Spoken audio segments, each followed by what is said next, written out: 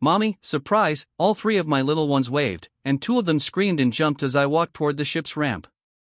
I pretended to be shocked to see Steve and our kids covering my face with my hands, with an exaggerated look of surprise on my face. "What are you doing here?" "Surprise, Mommy," my husband said with a mysterious smile. "We thought we'd come and see you off." "Where's Edna?" I smiled back at Steve. "I think she's already on board." We decided not to meet in this chaos. The children were so excited that they demanded my attention. They were all talking at the same time, so I crouched down and hugged little Trixie. At 3 years old, she had just stopped wearing diapers, but still had the chubby arms and legs of a toddler. Like her older sister, she was a talker, and her lisp was just too cute.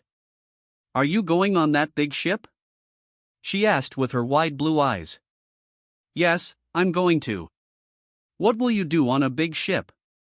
"Well, you can swim there, watch movies, have a gym and a cafe, so I'll be busy." "I want to go on a cruise with you, Mommy." "Well, not this time, but maybe one day we can go as a family, okay?" "How long will you be away, Mommy?" Katie was already tall and thin, but just 2 years ago she looked like Trixie. And like Trixie and Steve, she had almost white hair. We loved spending time outside, and the summer sun would bleach their hair while I could only pick out a few strands of my brown hair. My tan made up for it, however. "It's 5 days and 4 nights, so I'll be home Friday afternoon." Katie's bottom lip curved into her too cute grimace. I kissed her little nose. No, little angel, everything is fine. I'll be back before you notice I'm gone."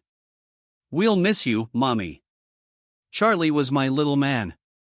Well, at 8 years old, he looked like an exact copy of me, but his personality was all Steve, serious, diligent, responsible. I was worried that he didn't know how to have fun, but I had no doubt that he would always be reliable. "I will miss you too, but Dad will be with you. He will take good care of you." "I know," Charlie said, "but we want you home too." "I love you all so much," I said, hugging them all and squeezing them in my arms. Trixie and Katie twirled and giggled while Charlie stood motionless. "And I'll be home before you know it." I stood up and grabbed my roller carry-on bag. My other suitcase was already loaded onto the ship. I turned to kiss Steve, but he was gone. I looked around but didn't see him. "Children, do you see Daddy?" They looked around in confusion, and since they were small, they couldn't see much. My eyes scanned the crowd of hurrying people, but he was nowhere to be seen. I looked at my watch and saw that I only had 5 minutes left to get on board. I called his number, but it immediately went to voicemail. He must have been talking to someone. "Steve, where are you? I need to get on the ship, please hurry back." The children looked at me and they looked worried. I smiled brightly. "I'm sure he just went to the toilet or something. He'll be back soon." "What are you going to do with Dad while I'm on the cruise?" "We're going to go to the pool." Trixie loved the water, especially the local pool. "Dad said we could go to McDonald's for dinner one night." "He said that, didn't he?" "Make sure it's just one night, okay?" I was making fun of Katie. She twirled and giggled. "We're going to play mini golf tomorrow night." "Are you going to beat Daddy again, Charlie?" "I think he allows me to win." He was so serious and my heart sank a little at his realization. My little man was growing up. "You still have to make your shots." I repeated what Steve always told him when they played. "If you make your shots, it doesn't matter what Daddy does." This brought a small smile out of Charlie. I hugged him and stood up again. Where was Steve? I carefully examined the area and saw 2 uniformed men heading towards the ship's ramp. Crap, I ran towards them, keeping the children in sight. "Sorry, I have my boarding pass, but my husband ran to the toilet and hasn't returned yet. I can't leave my children. Can you wait a couple more minutes?" The young man raised his eyebrows and looked at the older man. "We can give you another minute, but that's it." "Okay, thank you." I called Steve's number, and it went to voicemail again. "Steve, I'm going to miss boarding. Please hurry." I called him again, hoping that this time I would get through. Did not work out. I looked at the sailors and shrugged. I'm sure he'll be back soon. He knows I need to get on the ship. Sorry, madam, we need to get this ship sailing. Damn it, I quickly sent a text message. Missed the ship. As I walked back to the kids, I called Steve again. Thank you very much, Steve. I missed the ship. I can't believe you left me like this. I hope you have a good explanation. I watched with sadness as the gangplank departed from the ship, so much for my vacation. My phone vibrated, and I saw a text. No, what happened? I answered quickly. Later, my children needed me. I gathered them up and led them to a shady bench to wait for my husband. Mommy, aren't you going to the ship? Not today, honey. Why? Your dad went somewhere, and I couldn't leave you alone. I didn't want to defend Steve at that moment. In fact, he's been acting like a real jerk these past few weeks. He stayed late at work some nights, and although he tried to be attentive to the children, he was distracted. He barely spoke to me alone. In fact, instead of spending the evenings with us as usual, he would go to Tony's bar or work in the yard until dark. He also checked his phone more often.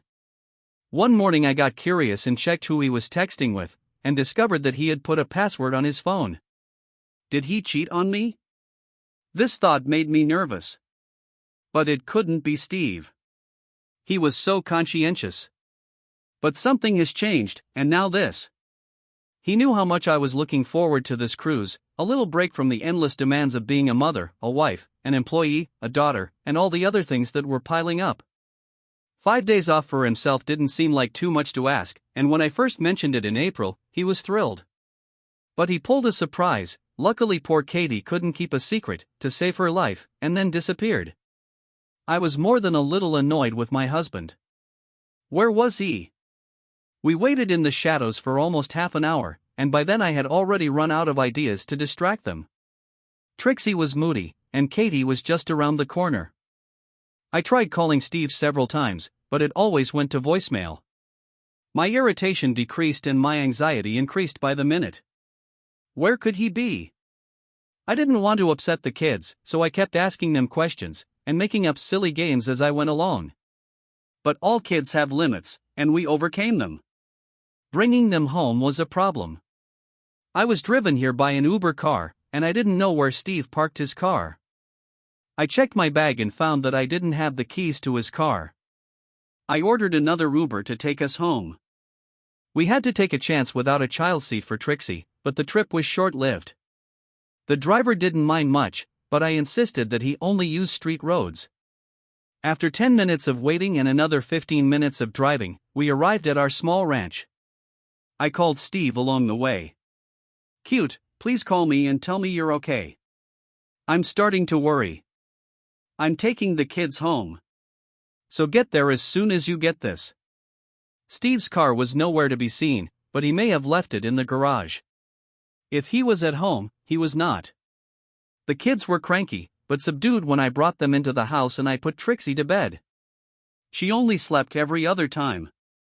But I hoped that after the morning's adventures, she would be more tired than usual. Katie immediately turned on Disney and Charlie went to his room and closed the door. I took my rolling bag into our bedroom and left it there while I went to the bathroom. I sent text messages while sitting on the toilet. Sorry, Steve and the kids arrived. He's gone somewhere. I couldn't leave the children. In response, I received a sad emoticon. I understand. I responded with my sad emoji, then went to the kitchen to get a snack and iced tea. I didn't notice them at first. But as I sat down at the table to wonder where my husband might have gone, my heart sank. Steve placed his phone in its distinctive silver case in the middle of the table. I knew Steve did it because he was perfectly aligned with the edges of the table. He had an eye for detail and symmetry, which was essential as a high-quality paint artist. What cooled me down was his wedding ring lying on the dark phone screen. Crap. I went into our bedroom and saw that most of his clothes were gone. His tablet was also missing from the bedside table, and a check of the living room revealed that his laptop and all our files were also gone. Looks like my marriage is over. Tears flowed, although I knew that it would not change anything. But I also knew that I had destroyed Steve. He was no coward. So if he couldn't face me, it was because it would have destroyed him.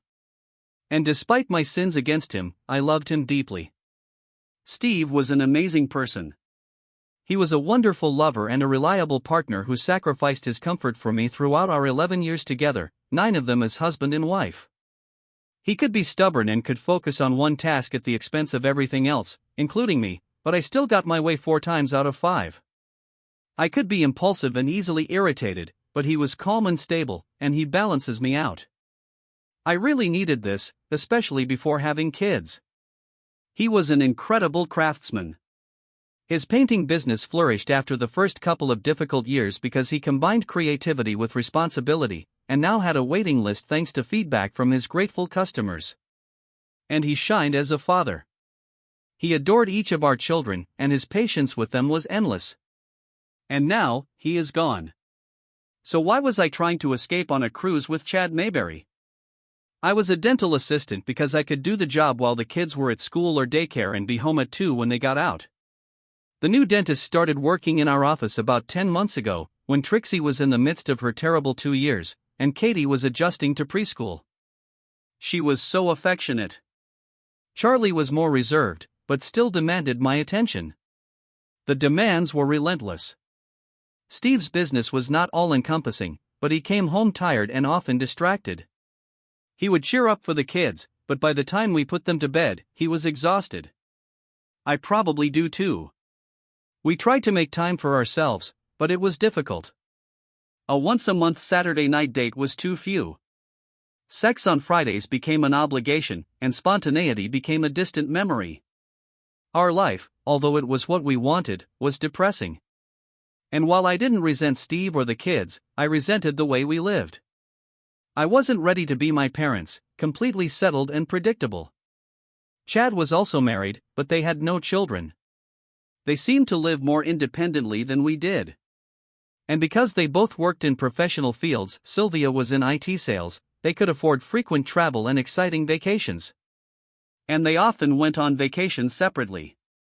The first time I spoke with Chad after his wisdom teeth were removed, he had just returned from hiking the Grand Canyon with his college friends. Sylvia went to Santa Fe for an art exhibition with her best friend. Chad was funny and enjoyed making fun of everyone, including me. I didn't usually eat lunch due to my part-time job, but he would meet me in the kitchen for a mid-morning snack. I talked a lot about my family, and maybe complained a little about how my family took me for granted. I envied his free lifestyle, disposable income, and minimal responsibilities. "Let's go for a walk tomorrow," he said with a smile. "We can go to the beach for lunch and be back in time for you to pick up the kids." That's what we did. It was a delightful break from my regular treadmill routine, adult conversation without expectations. I didn't have to repeat a single word I said, and I didn't have to choose anyone but myself. Chad drove the car so I could relax, and the waiters took care of me instead of me taking care of everyone around me. I enjoyed the break, and that evening at home with my family was the best I could remember. Steve commented on my smile, and we had midweek sex for the first time in months. I was happy and hugged Steve tightly with my arms and legs, and almost cried because I loved him so much. Chad suggested another lunch a couple of weeks later, and it quickly became a regular occurrence. Most of the time we would just grab a sandwich or salad and sit in the park to talk, but when neither of us had an appointment after lunch, we would wander a little further. I wish I could say Chad seduced me, but that didn't happen.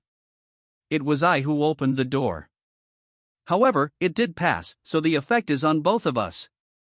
One day over lunch, he asked me about Steve. "I think I spend more one-on-one time with you than with him. I wonder if he's tired of my charm. That would be a shame." He looked down at my very substantial chest. "Your charm is significant," I blushed. "Well, you have your own charm," looking at his lap with a smirk and a raised eyebrow, and then sex was on the table. Our teasing became more intense, and I began to think of Chad as a lover. He was handsome in an exquisite way. Steve was a stud, tall, slender, with broad shoulders, bright blue eyes, and calloused hands. We had lunch once, sometimes twice a week, until one day we had to cancel several meetings in a row. Do you want to go to the beach? He asked with a smile. I bet. Instead of going to our usual dockside bistro, Chad stopped at a surf beach motel. I'd like to try your charm, he said. His eyes sparkled with desire, and I felt overwhelmed by the thought that he was arousing me. So we had sex. He only made it through one round, but he lasted a long time. It wasn't amazing like my best performances with Steve, but it was good nonetheless. We had an hour and a half, which was enough to not feel rushed. I was surprised that I didn't feel guilty. I guess I just thought of my time with Chad as a time out from normal life. It didn't affect my marriage, other than it relieved me of some stress, so there was no reason to feel bad. I completely loved Steve. He was my life partner. Chad was just a trip to the gym or a nice massage. We never planned our affairs, allowing the universe to determine our possibilities. The first couple of months, thanks to the schedule, but then the practice got busier and patience became more reliable. And 6 weeks went by without any appointments. And then we talked about a short cruise. This should have been a nice break for both of us. After the kids went to bed, I broached the subject with Steve. Honey, Edna from work won a Caribbean cruise for 2. She had just broken up with her boyfriend and she asked me to join her. What do you think? When? In 6 weeks or so, in the first week of June. For how many days? Chad and I haven't discussed this yet, so I was just guessing. I think it's for 5 days. I can clarify. That sounds like a good idea. You've worked very hard here. I don't say this often enough, but thank you for everything you do for our family. He hugged me with his long, strong arms. I felt like the happiest woman in the whole world. I loved him so much that I took him to our bedroom and enjoyed him. I never thought about Chad when I was with Steve. There was no need for this. Steve was my real life. Chad was my casual fun. Chad and I chose June so we would have time to convince our spouses. I chose Edna because Steve had never met her, while Chad said his friend Jeremy won the cruise. Neither Steve nor Sylvia objected. Perhaps 6 weeks was too long. I don't know how Steve found out, but judging by his change in behavior, it didn't take him long once he found out about me and Chad. I wondered if he had arranged for Katie to tell me they were going to surprise me at the dock, so Chad and I had to board the ship separately. And now I was looking at Steve's phone and his wedding ring. And I had absolutely no idea what to do next. It looked like I was going to become a single mother, which left little time for anything other than childcare. If I thought my life before was a thankless task, I suspected it would be even more depressing now that I would be doing it without a partner. Crap. I took a deep breath and started making phone calls. I started with his brother. Hi, Paul. Have you seen your brother today? No. Was he late? Were you more reserved? Did he know? Was he lying to me? God, how I hated this. Okay, thank you. If you hear anything from him, please ask him to call me. I had the same conversation with his parents, although they asked why I wasn't on the cruise. And then with his sister Beth and his cousin and 2 best friends. I had a feeling that they knew something, but their answers did not go beyond our normal communication. So I decided that it was my own paranoia. The kids came looking for me, so I switched into mom mode for dinner. During another dinner of macaroni and cheese with baby carrots, my kids seemed to love orange food. Katie spoke up. Where is Dad? He said he'll be home this week. Well, our plans have changed, honey. I'll be here now. But where is Dad? He always comes home for dinner. Charlie, do you know where Dad is?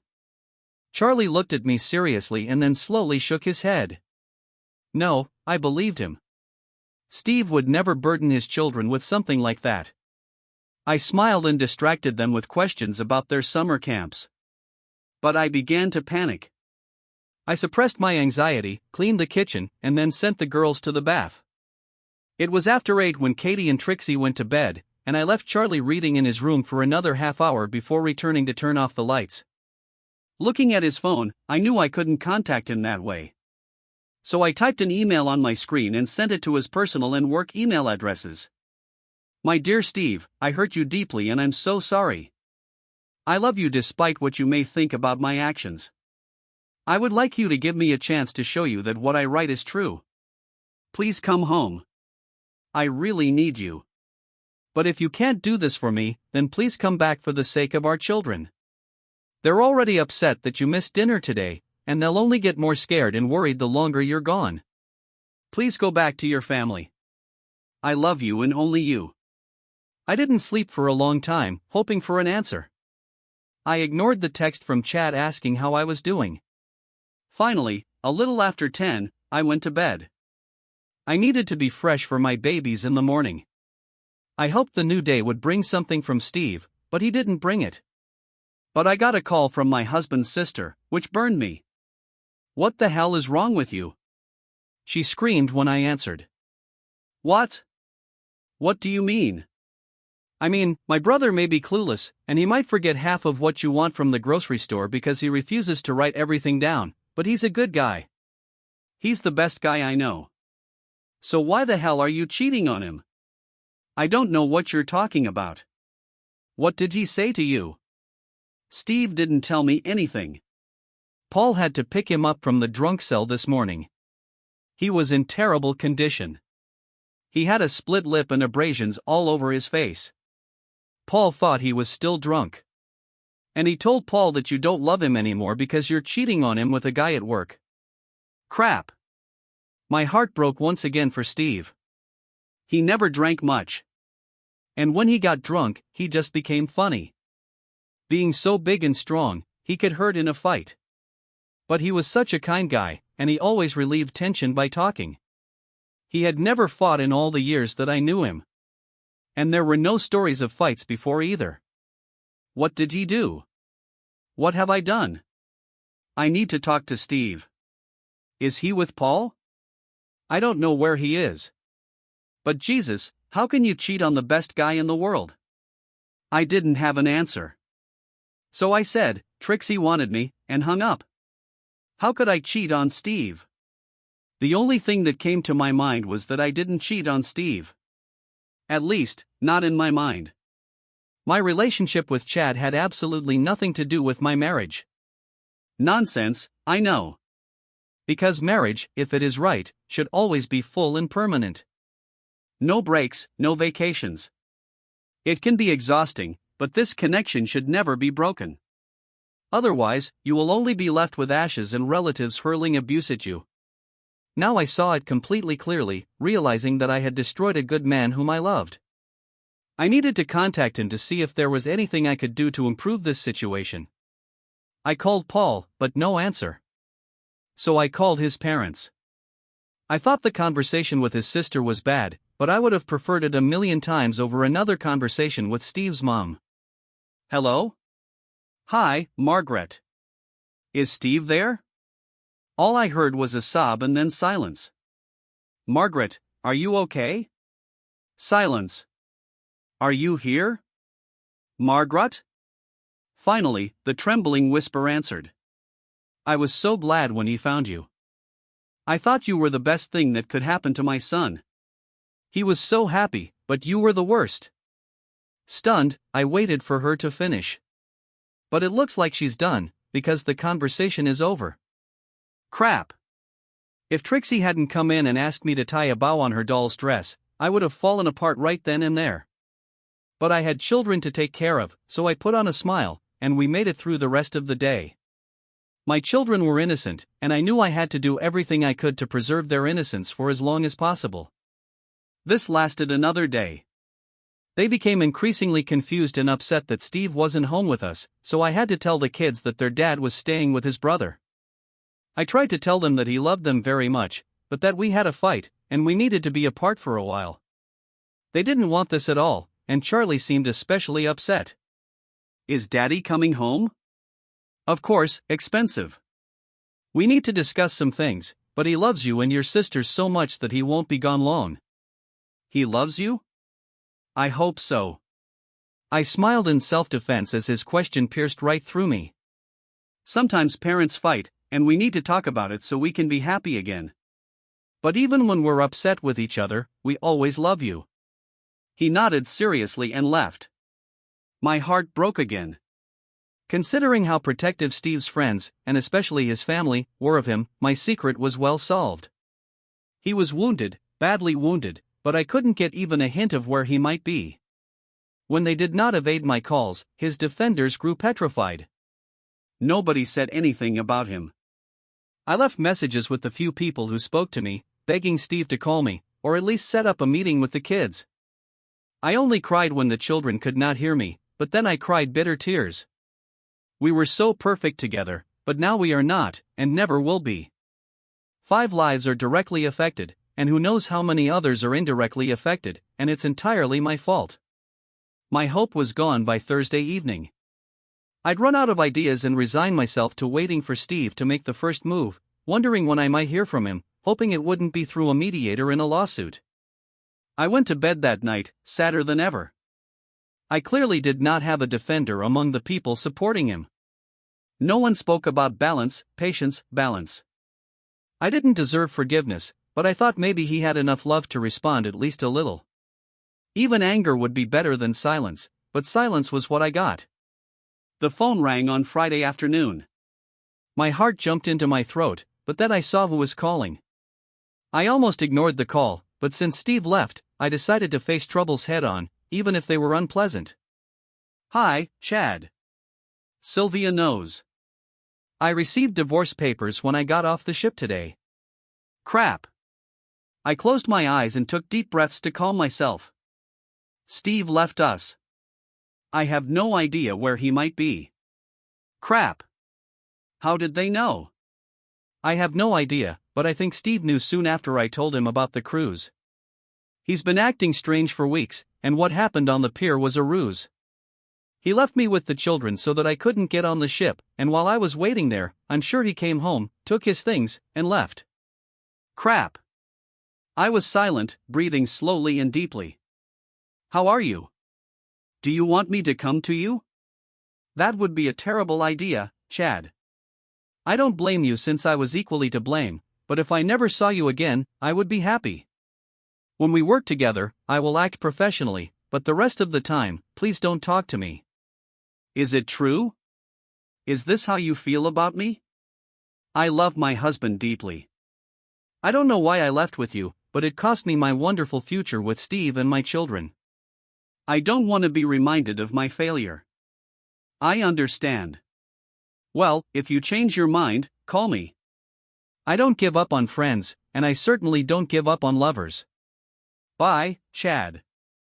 Lovers. Apparently, everyone except me saw us that way, but I never loved him. Not for a minute. I only love Steve, but Steve will never believe it again. The weekend was terrible. Steve was unavailable, and the children became increasingly frustrated. Trixie had 2 unpleasant incidents on Friday night, and Katie suffered from nightmares and slept with me on Saturday. Charlie was stoic and strong, as always, in the face of all the sadness. And that was even worse for me. I could feel his pain and embarrassment, and it didn't take long for it to rub off on Steve. It must be destroyed. And I was the instrument of his destruction, not just a tool. I was also the hand that used it. He was the man I vowed to love and respect for the rest of my life. And I destroyed him with excessive cruelty and without hesitation. I read once that every person is the hero of their own story. I became the exception to the rule. I was extremely cruel to the person who should have been the most important to me. Instead, I showed myself that I was the most important. I wanted most of all to run away, to hide where my friends would never find me. It won't change what I did, but at least I won't have to face the daily judgment that I deserve. But I couldn't do it. My children needed me to be a fully functional parent, no matter what was going on with me. With Katie snuggled next to me in our Dobbler bed, I decided to be the best mother I could, putting aside my anguish, guilt, and lingering remorse as I cared for our children.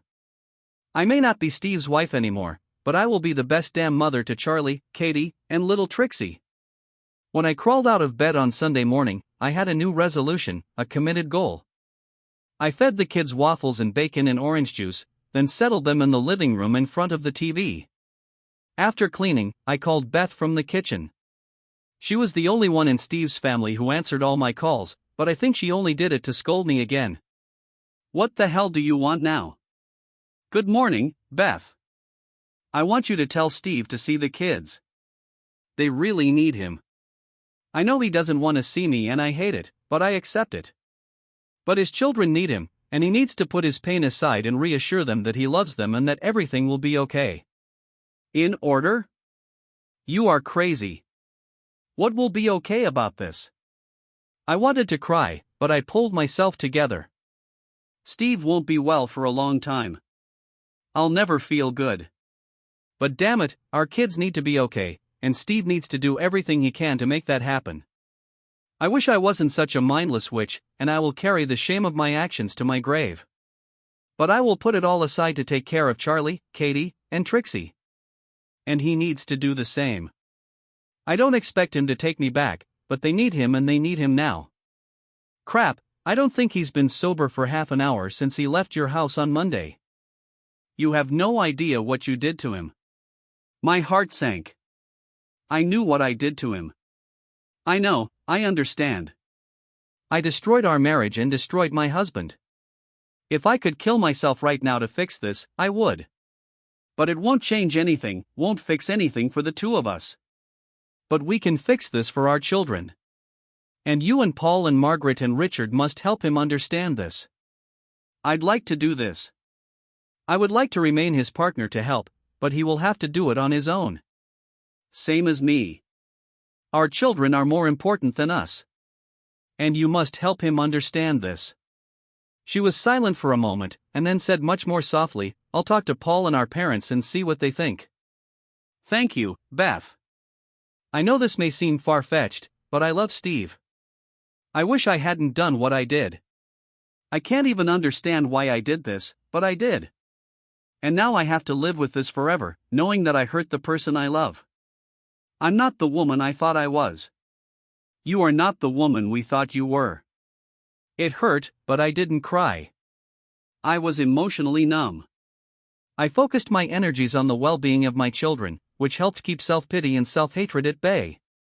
I went into the living room, gathered my children around me, and started Encanto again. We went to the park after grabbing a snack after the movie.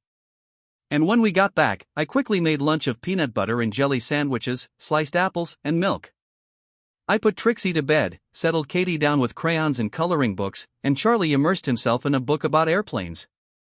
After calming down for a moment, I checked my phone. There were no calls or text messages, but I knew what I needed to do. "Hi, Mom. Is Daddy there with you?" "Hi, dear. Yes, he's here somewhere. Do you want to talk to him?" "I need to talk to you both." "Fine. I think he's in the backyard. I will find it." "As children, when will you and Steve bring them to us?" It almost broke me. My new resolve wavered but held firm. "That's what I want to talk about." "Are you okay?" "I need to talk to you and Dad." "Well, he's right here." They discussed putting it on speakerphone for about 40 seconds, not losing patience as they kept messing up. They were both delighted when it finally worked out and congratulated each other on being so capable. My parents adored each other.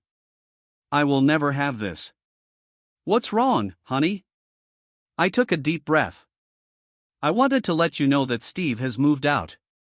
He found out that I had an affair. I don't know what will happen next, but you need to know about it."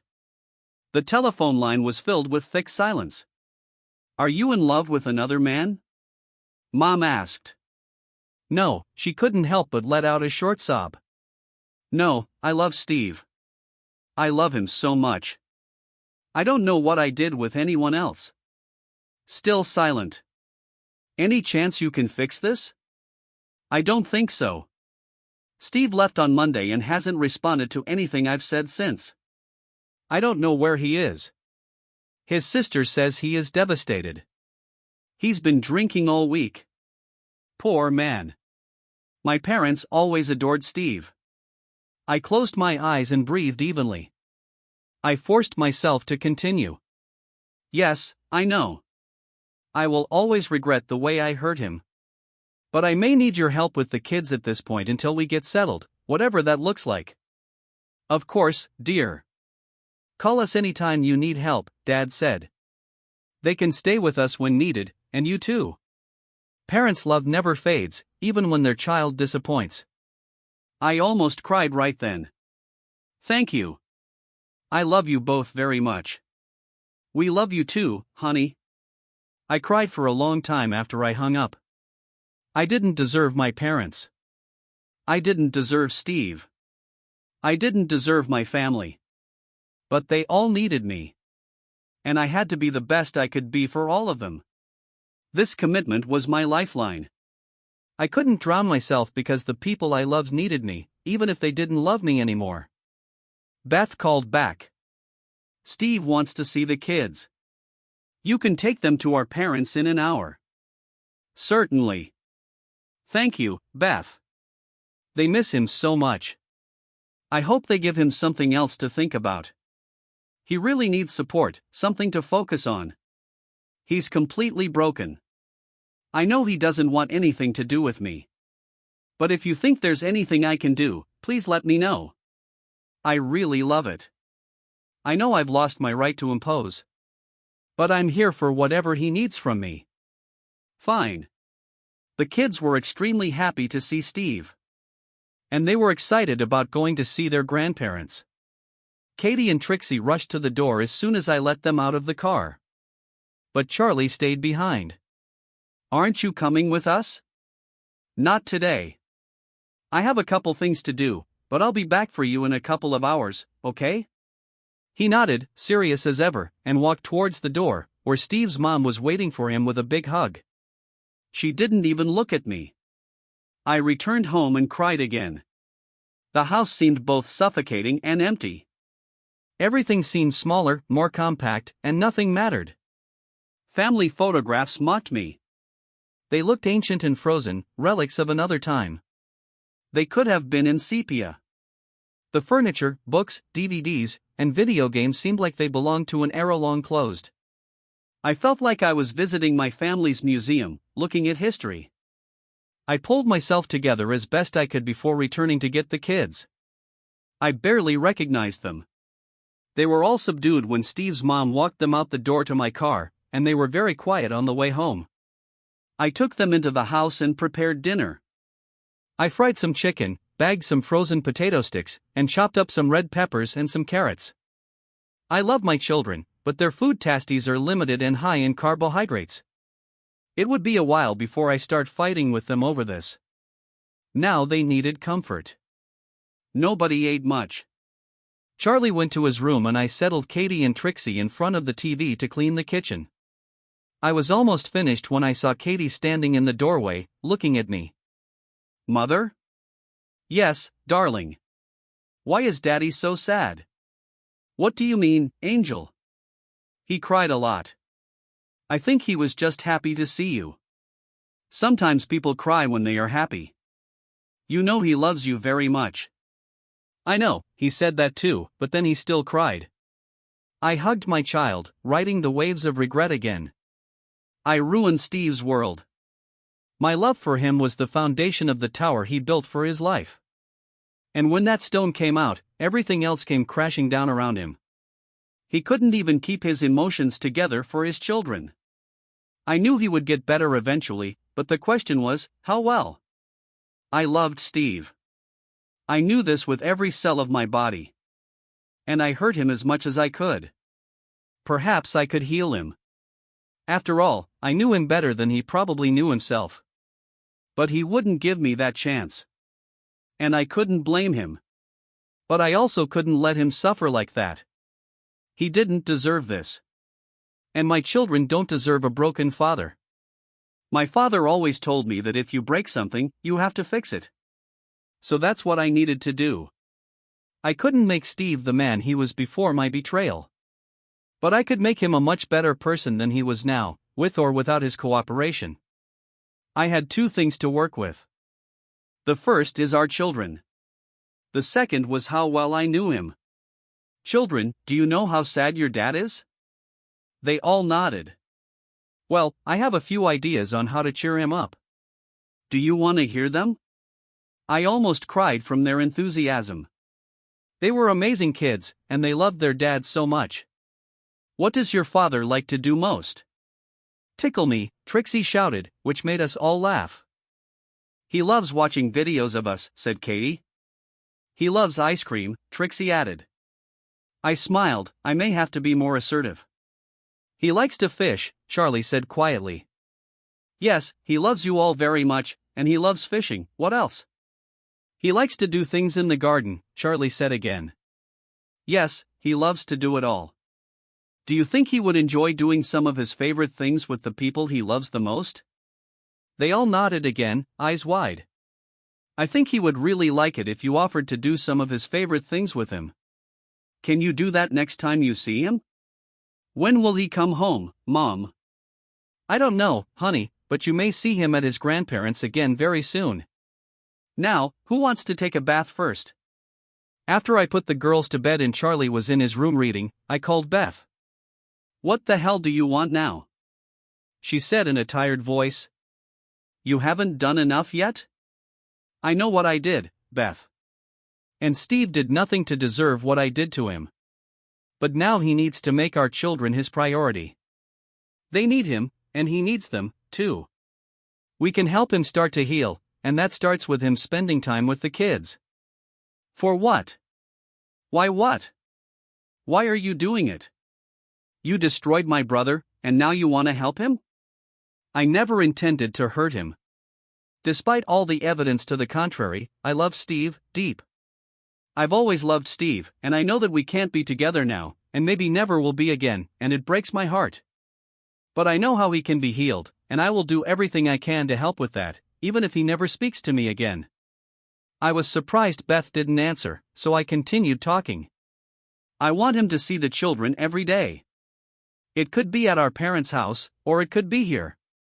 It would be better here. I can leave while he's here. In fact, maybe we can share this house 1 week each. This way the children will remain in a familiar environment. The children will help him recover, and their love will help him recover. He's going to divorce you. It was like a white-hot knife in my chest. I hesitated, but took the blow upon myself. I deserve it. I thought so, and I will mourn this for a very long time, but that doesn't change what we need to do to help him. Please, Beth, help me, help him. Fine, I'll ask him to see the children. I'll talk to Paul and our parents about your idea of sharing your house. It makes sense to me, but only if you're not there when he's there. I will do anything short of abandoning my children. I don't want to hurt him anymore. She hung up without saying a word, which I took as progress, considering how likely it was that the word would be a slur. Work the next day was a little surreal. I swapped procedures with Edna so I wouldn't have to work closely with Chad. We were hyper-aware of each other, but no one else knew that our lives had fallen apart last week. So everyone treated us the same as always. Edna asked me how the cruise was, and laughed at Steve's confusion about her accompanying me. He called her to arrange some gifts for me while I was on the ship, and asked her to keep it a secret after he apologized for the confusion about who I was going with. I smiled to hide my agony and told her that in the end, I couldn't leave the kids, but that it was still good to take a break for the week. She told me what a wonderful husband I had, that he surprised me so much. I spent 10 minutes in the bathroom, quietly sobbing. I picked up the kids on the way home and got them settled. I knew I was relying too much on TV to cope with the girls, so I decided to try this as soon as the waves of that seething cauldron that was my life subside. I just couldn't do our usual games and activities right now. Our dinners were never complicated, but I tried to add things like pureed spinach to spaghetti sauce to make them eat a little better. Today, I just put a couple of frozen pizzas in the oven and chopped up an apple. This will have to be limited. When the phone rang and I saw it was Beth, I took a deep breath before answering. Steve said he wanted to see the kids. He liked the idea of alternating time in the house.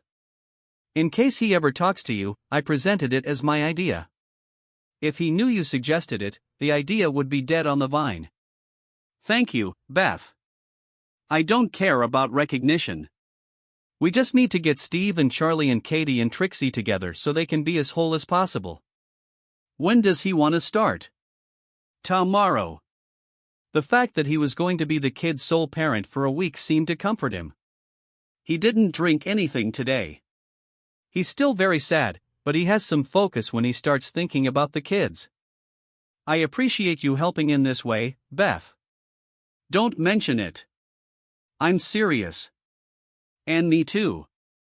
If you ever mention this to Steve, he'll disown me. A bitter laugh escaped me. It was either laugh or cry again. It was the mother of all mistakes, wasn't it? I couldn't destroy my family anymore, even if I wanted to. Beth fell silent, but I could feel the tension in her wavering. Finally, the words came out of her. Why? For God's sake, why? I don't know. It was like a break. Chad was friendly and nice enough, but I didn't like him at all. I don't even find him particularly sexy. But he paid attention to me simply as me and not as a wife or mother or anything else. He just loved spending time with me. Sex happened quite suddenly, but it wasn't passionate. It was just fun, something we did for fun. I destroyed my marriage for what was nothing more than a few trips to the gym and on a cruise. I don't know what I was thinking about this. I simply disconnected Chad from the rest of my brain. Now this disgusts me. It doesn't seem like it happened to anyone else. But it seems like a dream, like it wasn't reality. And now I have to live the rest of my life knowing how much I hurt the person I love for fleeting pleasures that meant nothing to me. This is so wrong. I know. She fell silent again. He spoke to a lawyer. You will receive your divorce papers this week. At work? Yes. Fine. I expected this. This is so wrong. I couldn't agree more. I pulled myself together and told everyone at work that Steve and I were getting a divorce. I said that we had problems and that it was my fault. Everyone was shocked. Well, except for Chad, but he put on a decent face, as if this were so. I decided to tell my news first, but I'm sure people will connect the dots when they find out about his marriage too. It was incredibly awkward at first. But the two dentists hugged me and said they would help me with increasing or decreasing my hours depending on what I needed. It really helped everyone else to at least support me a little. The documents arrived on Thursday afternoon, and I took them with me to my parents where I stayed while Steve was with the children. His lawsuit was punitive, extremely punitive. He wanted 3/4 of our assets, a house, primary custody of our 3 children, child support from me, no child support from him, and for me to take back my maiden name. I understood his anger and was sad about it again, but it didn't work for me. Or for Steve, I knew him. Once he recovers, he will have too many regrets about this angry settlement. And if our children were to get through our divorce as healthy as possible, they needed to see us treat each other kindly. When I met with my lawyer, I insisted on a fair offer and indicated that I had no intention of bidding. I accepted that my marriage was over. I realized that I had no right to ask Steve for any communication. I would really like to talk to him. But we have told his lawyer that I will only do so in response to a request from Steve. He never asked for this. I made no claim on his business and offered to divide our other assets equally, share the house on a rotating basis until Trixie finishes school. Then we would split the cost of it, shared custody of the children, no child support on either side, and no spousal support. I wasn't going to give up his last name until Trixie's graduation, but if he still wants it, I'll do it. My lawyer was confident that I could do better and tried to convince me to ask for more, but I stood my ground. There were a couple of half-interested attempts on the part of Steve's lawyer to get more for Steve, but he also knew I could get more. So we soon came to the terms I proposed. Living in our house, but without each other, was strange for me. But the children, especially the girls, quickly got used to it, and that was the most important thing. Charlie seemed more thoughtful than usual, so working through Beth, Steve and I agreed to take him to a therapist. He responded well, and while he'll never be the guy with the lampshade on his head, he's back to being less serious than he was before the divorce. Beth organized weekly shifts by arriving half an hour before her shift, so either Steve or I would leave when the other one arrived. Even though he didn't talk to me, Steve always stood tall in front of the kids, well, almost always. He took down every picture of me and placed them facing the wall in the office. I always hung them back for my week and then put them away before going to my parents. He never said anything bad about me to the kids and made sure they didn't hear anything negative from his family. I respected his boundaries. I owed him much more, but that was all he allowed me to do for him. I worked full-time at the clinic and my parents would pick up the kids and stay until I got home during my week with them. It wasn't a full life, but I had my children, my parents, and my job. All the things I liked. I gave up dating and I didn't know if Steve was seeing anyone or not. I suspect so. He was in his element in relationships and was a wonderful partner. The first time Steve spoke to me was after that terrible day on the dock at Katie's school play. I waited while he and his parents chose seats, then sat on the other side of the large multi-purpose room behind them, so I was out of his line of sight. I had Trixie with me. Charlie was with a friend that evening. And when she saw her father after the performance, she rushed to him. I followed a few steps behind her and stopped a few feet away from him when he picked her up, causing her to yelp and laugh. I smiled, seeing their love.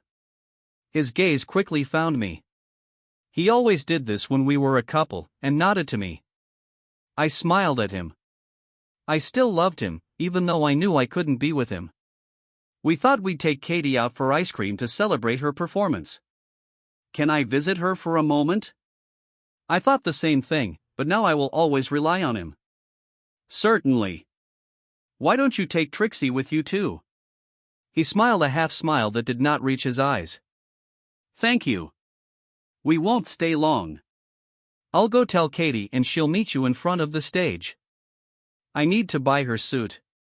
She was a manta ray, and I thought she killed the role. Fine. He turned with Trixie in his arms and walked towards the edge of the stage with his parents. And that was all. I didn't feel any love, but I didn't feel any tension either. It seemed that he had already forgotten about my betrayal. On the one hand, I was glad. On the other hand, I was sad. Soon he will move on to someone else. I walked into class to find Katie chatting animatedly with a couple of friends dressed as a lobster and a shark. You were great, honey. Mother, I was so nervous. I can argue, but you did great. Here, give me your suit. Dad's on stage with Grammy and Poppy, and they're going to invite you and Trixie out for ice cream. Hooray! Will you come too? Not tonight. I need to go home and clean the kitchen. After dinner, we had to hurry. I made sure Katie got to Steve and his parents. They made a big fuss about it, which made me smile. The guys looked like they were going to be okay. When I slipped away, my throat tightened. There will be joy ahead, both for Steve and for me, but probably not together, and not nearly as much as I sacrificed with my stupidity. I prayed that Steve would find love again. He was an innocent man caught in this massacre, and he truly deserved his happiness, but now he had to find it on his own. The same applied to me. Subscribe to our channel so that your second chaff doesn't cheat on you, and go ahead and listen to the next story, because this story is nothing compared to the next one. If you're under 18, don't even think about listening to the next one.